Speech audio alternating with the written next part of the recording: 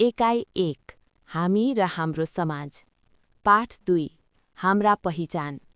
1 हाम्रा पहिचान के हुन्? पहिचानको महत्त्व उल्लेख गर्नुहोस्। उत्तर: राष्ट्रिय पहिचान, जातीय पहिचान, भाषिक पहिचान, धार्मिक पहिचान, लैङ्गिक पहिचान र अपाङ्गताका आधारमा हुने पहिचान आदि हाम्रा पहिचान हुन्। पहिचानको महत्त्वलाई निम्न बुँदाका आधारमा प्रष्ट पार्न सकिन्छ। अधिकार र समावेशिता। पहिचानले अधिकार प्राप्ति, राज्यको मूल प्रवाहमा समावेशीकरण र सामाजिकीकरणमा मद्दत पुर्याउँछ। आत्मपरिचय। यसले व्यक्तिको स्वपहिचान गराउँछ र यो जीवनयापन गर्ने प्रमुख आधार हो। कर्तव्यबोध। यसले आफ्नो समुदाय र राष्ट्रप्रतिको जिम्मेवारी बोध गराउँछ। अनुशासन। सामाजिक मूल्य र मान्यताभित्र रहेर मर्यादित र अनुशासित बन्न उत्प्रेरित गर्छ। राष्ट्रिय गौरव। यसले राष्ट्रलाई विश्वसामु चिनाउने काम गर्छ र देशप्रतिको श्रद्धाभाव जगाउँछ। संस्कृति संरक्षण। पुर्खाको विरासत, संस्कृति र धर्मको जगेर्ना गर्दै यसको निरन्तरतामा महत्त्वपूर्ण भूमिका खेल्दछ। 2 पहिचान आफूलाई चिनाउने आधार हो। उदाहरणसहित प्रष्ट पार्नुहोस्।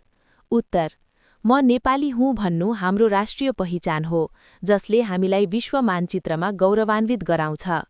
नेपाल बहुजातीय र बहुभाषिक मुलुक भएकाले म यो जातिको हुँ वा मेरो मातृभाषा यो हो भन्नु व्यक्तिको जातीय तथा भाषिक पहिचान हो।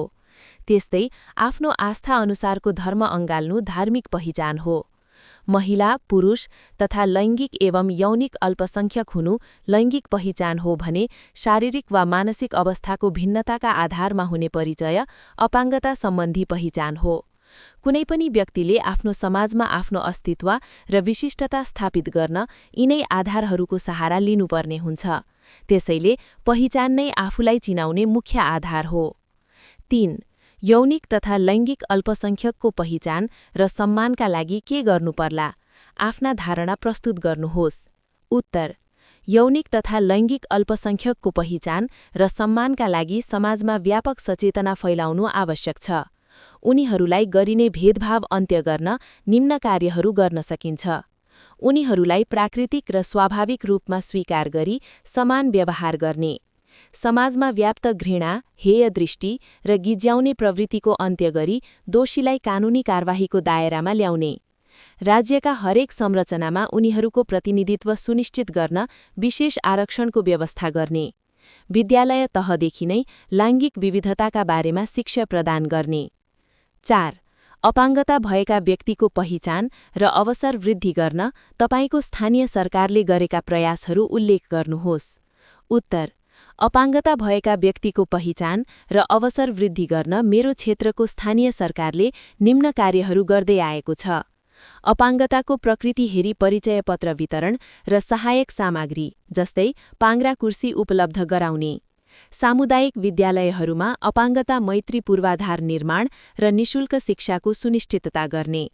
शारीरिक अवस्था र क्षमताका आधारमा स्वरोजगारमूलक तालिम र शिक्षाको व्यवस्था गर्ने। सरकारी तथा सार्वजनिक सेवामा रोजगारीका लागि प्राथमिकता र कोटा निर्धारण गर्ने। नियमित रूपमा सामाजिक सुरक्षा भत्ता प्रदान गर्ने।